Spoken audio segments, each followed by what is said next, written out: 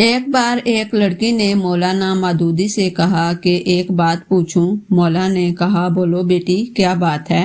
لڑکی نے کہا ہمارے سماج میں لڑکوں کو ہر طرح کی آزادی ہوتی ہے، وہ کچھ بھی کریں کہیں بھی جائیں، اس پر کوئی خاص روک ٹوک نہیں ہوتی۔ اس کے برعکس لڑکیوں کو بات بات پر روکا جاتا ہے، یہ مت کرو، یہاں مت جاؤ، گھر جلدی آ جاؤ۔ یہ سن کر مولانا مسکرائے اور کہا بیٹی آپ نے کبھی لوہے کی دکان کے باہر لوہے کا گودام، لوہے کی چیزیں پڑی دیکھی ہیں؟ یہ گودام میں سردی گرمی برسات رات دن اسی طرح پڑی رہتی ہیں، اس کے باوجود ان کا کچھ نہیں بگڑتا اور ان کی قیمت پر بھی کوئی اثر نہیں پڑتا۔ لڑکوں کی کچھ اس طرح کی حیثیت ہے سماج میں۔ اب آپ چلو ایک سنار کی دکان میں، ایک بڑی تجوری، اس میں ایک چھوٹی تجوری، اس میں رکھی چھوٹی سندر سی ڈبی میں ریشم پر نزاکت سے رکھا چمچماتا ہیرا، کیونکہ جوہری جانتا ہے کہ اگر ہیرے میں ذرا بھی خراش آ گئی تو اس کی کوئی قیمت نہیں رہے گی۔ اسلام میں بیٹیوں کی اہمیت بھی کچھ اسی طرح ہے،